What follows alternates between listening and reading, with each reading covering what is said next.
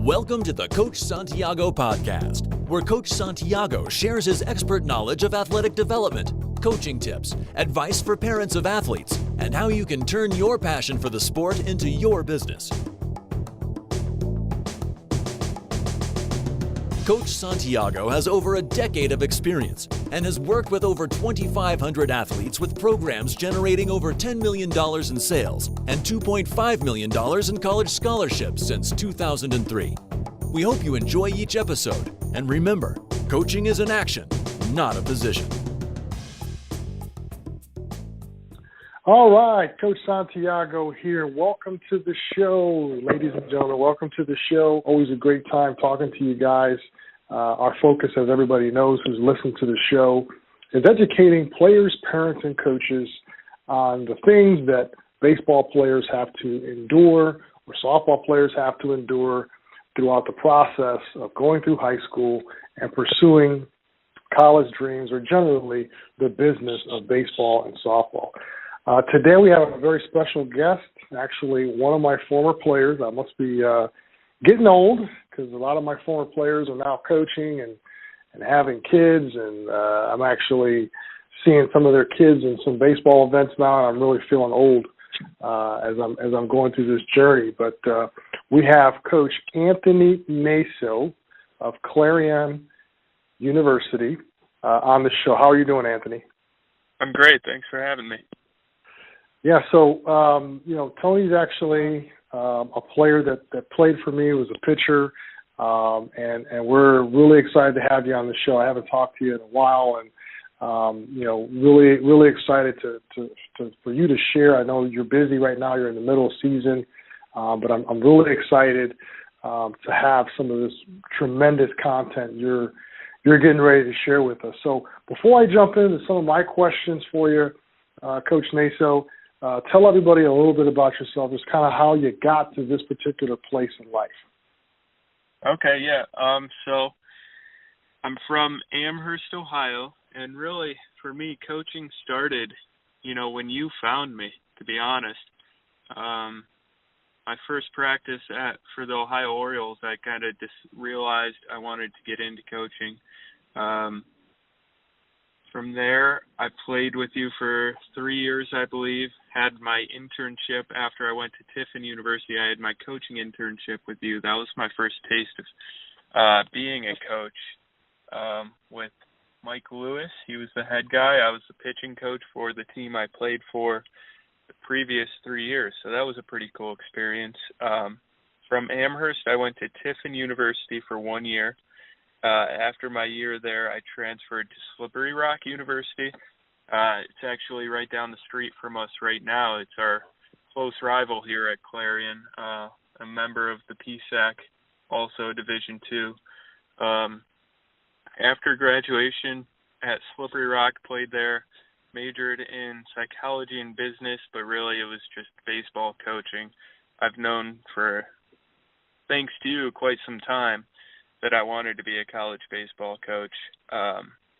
So upon graduation from Slippery Rock, played there for 3 years also. I went on to Canisius College, Division I in Buffalo.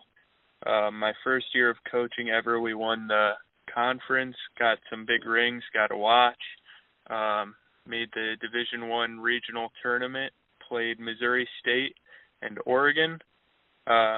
For a small school, we made a little bit of an impact. Following Canisius College, I learned a lot there, by the way. It was awesome. It was a great learning experience. Mike McRae took me under his wing, taught me a lot about pitching, a lot about how to be a high-level coach, how to recruit, sent me all over the country, working camps and stuff. But anyways, when I was done in Buffalo at Canisius College, I wanted to play again, so I signed professionally over in Europe. I played one season right outside of Amsterdam in the Netherlands professional league, and that was pretty cool because a lot of people don't know that Netherlands actually owns Curaçao, so that's the Bonaire Islands and all that stuff, where Andrew Elton, Simmons, Didi Gregorius are from. So a bunch of those guys came over and played in this league, and they were they actually received free education because they were part of the country. So in a lot of ways, it was like a college league, college-age guys, but they were getting paid a little bit, and they were getting free education to play. But it really brought the level of ball over there up a lot. Like, those guys made up most of the teams, and it was competitive. So after that, I got back in November, and Anthony Williams, the head coach at Clarion University now, he's also a Slippery Rock grad. I contacted Coach Messer over at Slippery Rock, asked him what I should do. Didn't have a job, came back late. It was pretty late in the process. He recommended I give Anthony Williams a call over here at Clarion, and so I did, and came down to visit, and from then on, I've just been here building a program. We've had a long way to go. It was a bottom-end team in the top Division II conference for a long, long time, but we got 15 or 16 new guys this year. Really hit the recruiting trail hard. A lot of transfers, a lot of freshmen, going to be starting 3 or 4 freshmen. So we have our guys in place now, and it's going to be fun to grow with those guys at the same time. So, yeah, that's really where I'm at. Awesome, man. Well, for anyone who's listening, this is kind of how this works, right? I mean, you grow up with an aspiration of playing, and along the way, you start to kind of find out that, the baseball guys, have a different plan for you, or maybe even a bigger plan than you imagined when you first, as you put it, kind of attended one of our training sessions back when you played for me in my club travel program. So, I'm flattered, number one, that you would say that gave you the inspiration to want to be a coach. But, what I kind of pull out of that story is, just because you're going to a college or you're going to play high school baseball or whatever the case might be, and we talk a lot about this on the show, you never know where the baseball gods or whatever sport you're playing is going to push you, right? I mean, you could end up, owning a major league team. You never know. That's the dream. Yeah, I mean, so that's just a great story that you just, never have given up on your dream. And I think that's one of the things I try to preach so much on the show is, a lot of times you ask players, what's your dream or what are you dreaming about in regards to their sport? And, for them, it's just about playing at the college level or maybe playing professionally. But, there are guys out there that have been living this dream for 40 or 50 years. So there's no reason to stop if you really don't want to. There's other opportunities out there. And I think you're a huge example of that. If you just keep plugging along, you keep doing right by people, and you make the right connections through your efforts and through your relationships, that you can keep a jersey on really as long as you want to. And so I'm very proud of you, and to see where you're at today and everything like that. And so today the focus I'd like for us to kind of delve into today is something that a lot of my clients, as I run a family coaching business where I help young athletes coming through the high school journey kind of map out a way to get to college and help them understand that. So I want to kind of jump right into recruiting and really make that the focus of our discussion today. So being that you've been around, so many different coaches, and it sounds like you've been out there and working some different events and things of that nature, talk to me a little bit about how you recruit today. I mean, and maybe talk a little bit about some of your past experiences and how you try to leverage your time. Because one of the things I think that a lot of people think who are maybe just a little bit unexposed to the reality is baseball is a very underfunded sport. It's a non-revenue sport. So, I come across parents all the time who think that, college coaches have, 10 or 15 guys all around the country looking for players. And, I try to explain to them, no, those are the same guys you see on the field in the spring coaching their team. Those guys are the ones out there recruiting. So, talk a little bit about how you have, recruited in the past, maybe some of your experiences, or anything you've come across while recruiting. Or I know rules are changing all the time. So just give us a real quick, snapshot into what you try to do and how you actually do it when it comes to recruiting. Yeah, so the foundation of it all for me is balance. But how we find guys, I think it's primarily through relationships. Most of the guys we've been getting are coming from our friends who are coaching club teams or who are coaching at the high school level, but also JUCO guys. They're not just random guys we'd email. I mean, sometimes it is, but most of the time it's relationship driven. I'm going to trust a guy I've, been friends with and hung out with for years, way more than I'm going to trust just anybody giving me a call. So on the other side of things, as a high school player, I would try to find a high school kind of coach that has a ton of friends and has relationships at the high level, just like you do. You knew most of the teams in Ohio when I was playing, and I think that was a big part of it for me because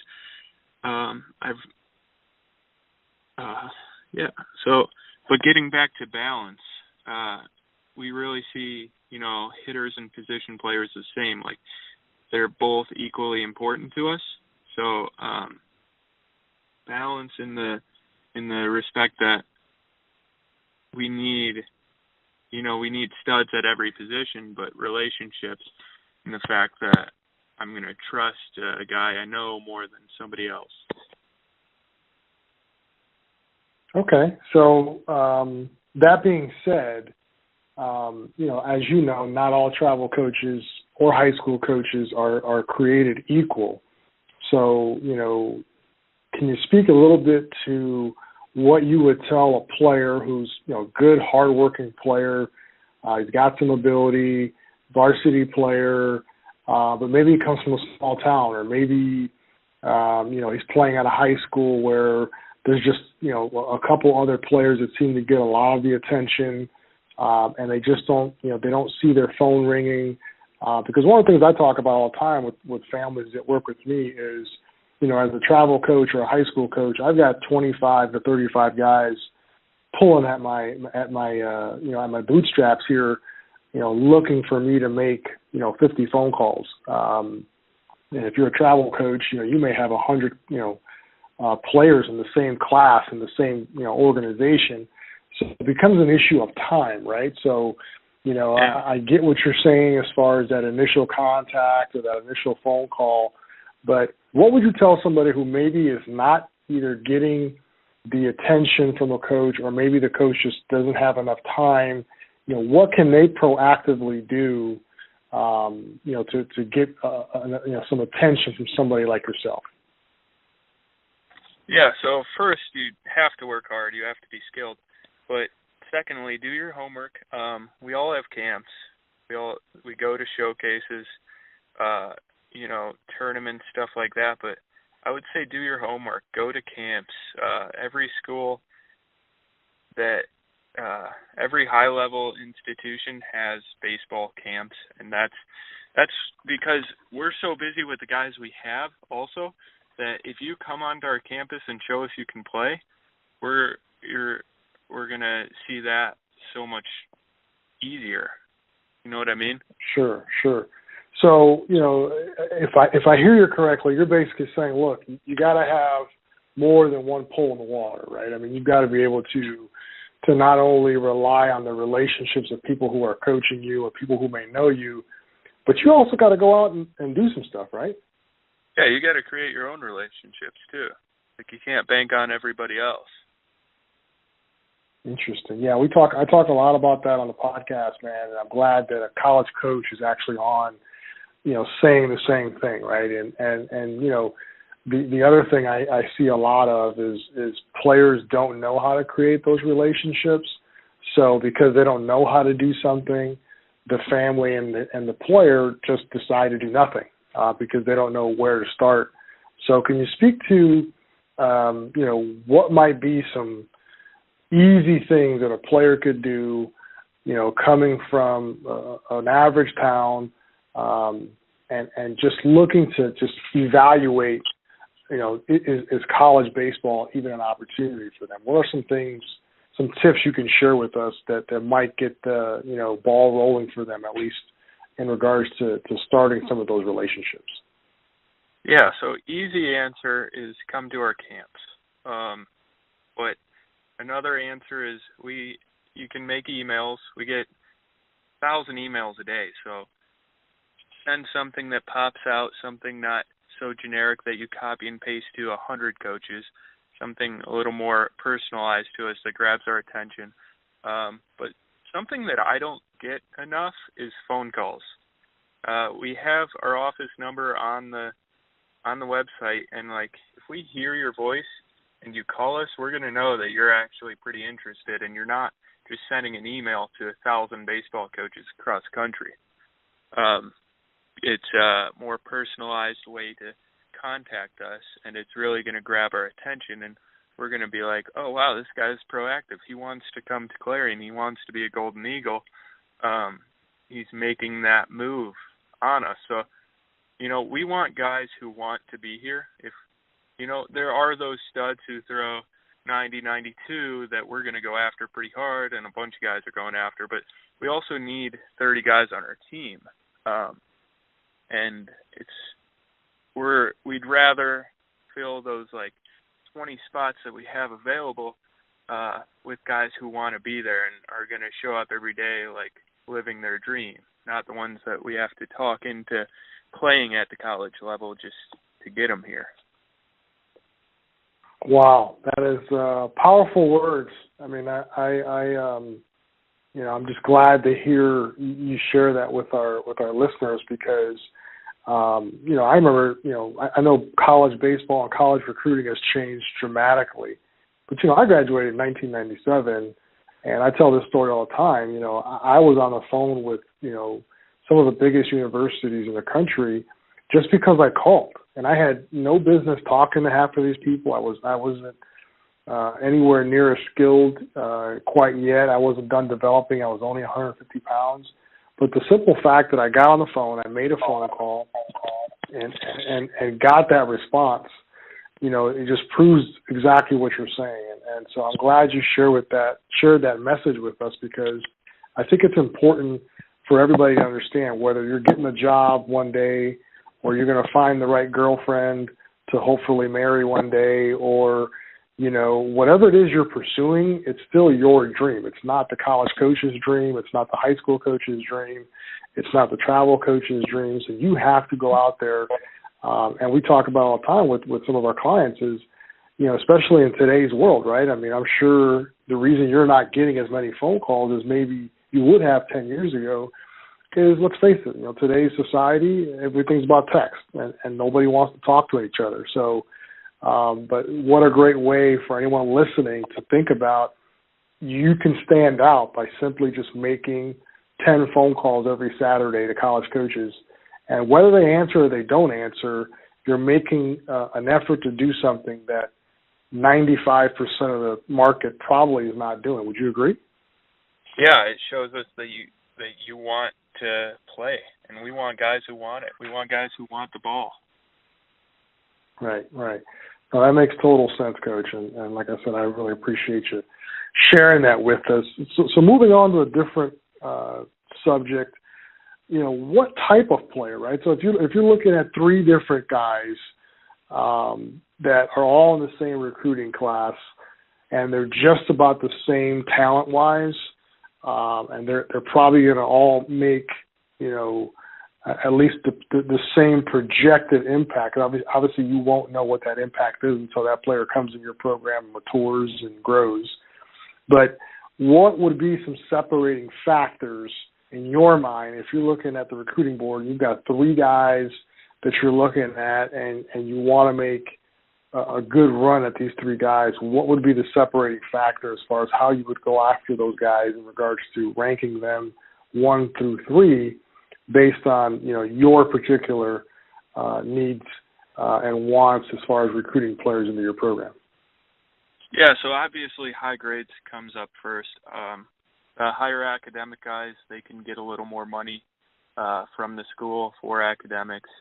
It also shows that they're a little more organized, and the transition to the college level isn't going to be as difficult for them. So they're easier to get in and easier to transition. They could develop faster because they take to it faster. So grades and then drive, just like I was talking about it, guys who want it, that's a huge thing for us, is we want guys who want to be here, who we don't have to worry if they're going to be late to practice, or like if they have a class and we have 15 minutes left of practice from the time they get out. We want the guys who are going to sprint to our field and show up for the last 15 minutes. We don't want guys who say, oh, coach, but there was only 15 minutes. I didn't think it was that important. Well, yeah, it is important. So we want the guys who genuinely want to, be a part of our team and grow with us and create something special with us. Lastly, and it's going to be size and athleticism. Like those guys, you can put more weight on a bigger dude. Faster guys, they're going to be a little more productive, score a little more runs. So that's something you can't control, is your body type, but, it's something that we do look for. Awesome. Yeah, and you've mentioned it now several times in the conversation today, is just wanting it. And, again, this is just something that, as I talk about often on the show, and anytime I have an opportunity to speak publicly, I talk about the 5% club, right? I mean, 5% of athletes at the high school level play in college. And, you've got to find ways to separate yourself away from the other 95% that had the same dream and just didn't do the things that you're talking about doing and show up the way that you're talking about showing up. Little things like, just sprinting on and off the field, or, when you're on a showcase, when you're at a camp or at a showcase, you're the 1 or 2 guys that are running around, hustling and smiling, and just doing the small little things like that, really can help impress a coach, like yourself. I mean, am I right in saying that? Yeah, I agree with that. Okay. So now, a couple of questions here, and these are going to kind of be, machine gun style questions, because these are some of the top questions that I get often when I'm talking to parents. Are players allowed to contact you directly at any time? Yes. Okay. And when I say contact, they can call you, they can email you, they can mail you, direct mail, they can do all those things, correct? Yes, they can contact us anytime. Okay. Can they set up unofficial visits? Can they call you and say, hey, coach, I'm looking at your school. My son's a high school sophomore. We've got some interest in your school. Would it be possible to meet somebody up there from the staff and just take a quick 30-minute tour of, the field and maybe the weight room and the school? Is that possible? Is that something they can do? Yes. Okay. Outside of that, are they welcome to come to practice? If they called you and said, hey, coach, we don't want to participate in practice, but we'd love to see what you guys do at practice, or we'd love to attend your practice, or we'd love to see you guys working out. Is that something, allowed by NCAA rules? Yes. When they come to a camp of yours that you're hosting and they've paid to be at the camp, are they allowed to ask you recruiting type questions as far as, hey, coach,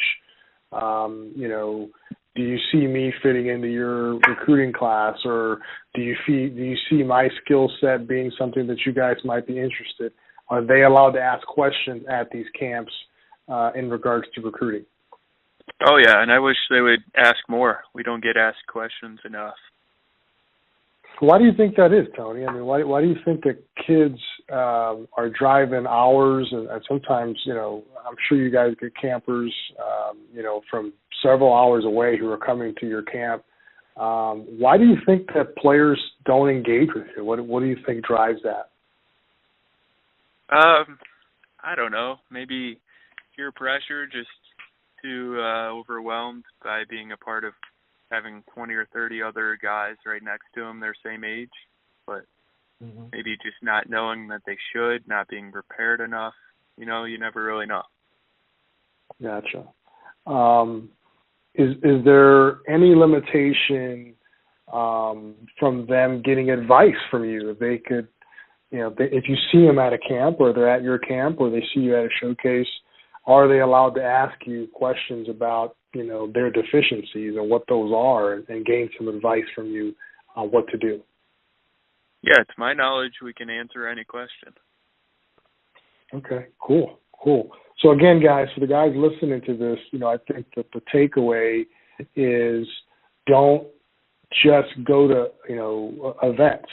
Maximize your exposure. This is not just an opportunity to showcase your skill set. And you'd be surprised, Tony, how many families I talk to, and they're like, yeah, I just went to the Michigan State camp. And I'm like, okay, what did they think of you? And they have no idea. They didn't even ask anybody while they were on the field with the recruiting coordinator or the catching coach or the pitching coach. They just don't take the initiative. And I think what Coach Naso is sharing with everyone is that you have to be able to not just showcase your skill set and do what everybody else is doing. You've got to maximize that opportunity to engage and really find out if that school is a fit for you, and if you're a fit for that school. That's and is the school a fit for you, I should say. So, all those things are important to think about as you're spending, a couple $100 to go to a camp, and making sure that you get your money's worth. And more importantly, one of the things I always talk about, Tony, is just let's get an answer. Yes, no, maybe. There's no harm in asking a coach, a question about now that you've clarified for everyone that it's not a violation, they can ask these questions. And there's nothing wrong with being told, hey, you know what, you're just not big enough, or hey, you know what, we're kind of set in that position for the next recruiting class, or, whatever the case might be, because then at least that school's just not a fit right now. Things may change, but, there's really no harm in asking those type of questions, because when you get that kind of feedback, guys, from college coaches, it's only going to empower you. It's like, I compare it a lot, Tony, to just players taking math tests and not sticking around to see what grade they got. It's just, it's the same. I don't know what you think about it, but to me, it's very similar to that. Why would you take a test in school and then not stick around and see what kind of grades you have so that you know what you need to work on? Would you agree with that? Yes, definitely. Okay. So, transitioning here to the parents now, what would be, give me your top 5 things if you were talking to a room full of parents and they're freshmen, sophomores, and, they're thinking about college sports, they're serious about it, they're willing to put the time, money, and effort into working on their craft. What are the top 5 things? And you can start with number 5 or number 1, however you want to do it. But give us the top 5 tips that you would give a parent, not a player, a parent, as to how they can best prepare their player as well as market their player. Prepare their player. Number 1, I think they need to push their kids in the right direction. be good teammates, be respectful. Grades are just as important as skill. So pushing kids in the right direction. To, be respectful to us. Don't come up and say, hey, I got the best kid in the world, and then have him throw 72. So 3 would also be, have an idea of what it actually takes. Do your research. Be educated yourself on the process. Educate yourself if you need to. 4, parents is this isn't for you. It's to better your child's life. It's not to show off to the people that you work with or anybody else. It's for your son to come to college. It could be a first-generation college grad, or he could just be your little prize. We need parents who are genuinely want their kids to have a better life. And 5,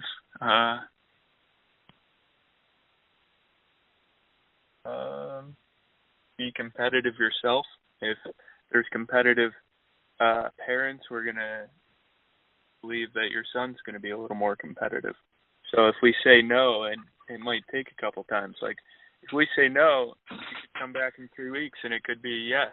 Like we could have lost a recruit, could have, things change. So, and that goes right into competitiveness. You don't need to quit just because we say no one time. Wow, that is interesting stuff. I couldn't agree with you more. I mean, those are great tips, Tony. I really appreciate you sharing that with us. And again, this is basic. The funny part about this, Coach, is families and players really look at this like, I compare it to like the Wizard of Oz movie, right? I mean, what happened in the Wizard of Oz? You had a group of people who kind of found each other, and they're all following this yellow brick road, and then they finally get to the destination and find out what they thought was the truth really wasn't the truth. And that's kind of how I compare what I see a lot of times in families is they're just following the herd. They're going to all these events. As I've said several times on the show, the event business is sometimes not always ethical. By simply promoting, if you go to an event, you're going to get a scholarship in the parking lot. It's just not, that simple, unless you're a phenomenally gifted athlete. And at that point, you will potentially get opportunities thrown your way just because you're phenomenally gifted. But the majority of people going through this process, which brings me to my last point that I want you to kind of touch on a little bit, is, there's a difference between getting seen and getting placed, which is what you're talking about. You're talking about, ideas and techniques and strategies on getting placed, which is a process, which is a struggle, which is a relationship building journey. And the other reality that a lot of people don't talk about that I want you to kind of delve into here before you head out to practice is this idea that players are going to get full ride scholarships. And, Coach Naso is going to see somebody throwing a bullpen, down at Kent State University at a tournament and just roll out a full ride, zero cost to the family scholarship, a couple of days later because he's really, really impressed by what he sees. So, when we talk about being fully funded, not funded, talk to us a little bit about, the scholarship rules for the different divisions, being fully funded, not being fully funded, and how you guys make things, affordable when you're presenting your packages to certain players. Yeah, so we have roster limits of 30. NCAA Division II only allows us to give out 9 scholarships. So 30 divided by 9 is, every kid gets a third, but realistically, there's very, very, very few Division IIs that are even allowed to give out 9 scholarships because of their school. So, you're going Division II, there's almost a 0% chance that you're getting a full ride. Would we love to give everybody full rides? 100%. And even Division I, you're allowed 11. So 11 for 30 is not too far off of that either. That's why we really stress academics in baseball. Not only do I think that baseball takes a little bit of a higher intelligence than other sports, but, we are not funded equally. So, we need those higher academic kids to get a little bit more money so they can get into the college and they can afford it and not be sunk for the rest of their life in student loans. Okay, can you expand a little bit more on, okay, I've got a kid that you like and you want to make an offer, and he's a really good student. He's at Strongsville High School in Cleveland, Ohio. He's a guy that you guys are really interested in, and he's got some good grades. How do you guys work on the academic piece to help out financially?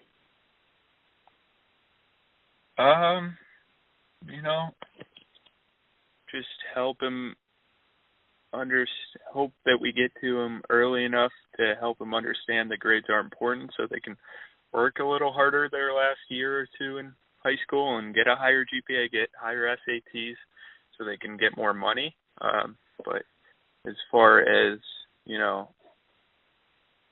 getting academic money from a baseball coach, it's a little difficult. Okay, let's ask the same question. I was basically looking there just for some feedback as to, okay, I can't really afford, if I'm a parent, I can't really afford it just on the baseball money. I'm sure you guys have a process to say, okay, well, give us your grades.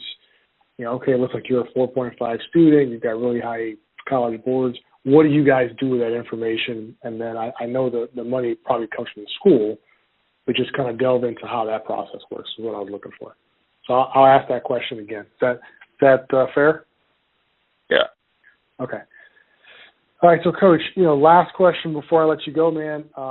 So can you expand a little bit more on the academic side? I appreciate you sharing with us the athletic side, but let's say I've got a player who you're interested in, and I'm interested in going to your school, and I send you my transcripts and you do your background check, and all of a sudden you find out that I've got really good grades. I've got a 4.0 GPA. I've done really well on the college boards.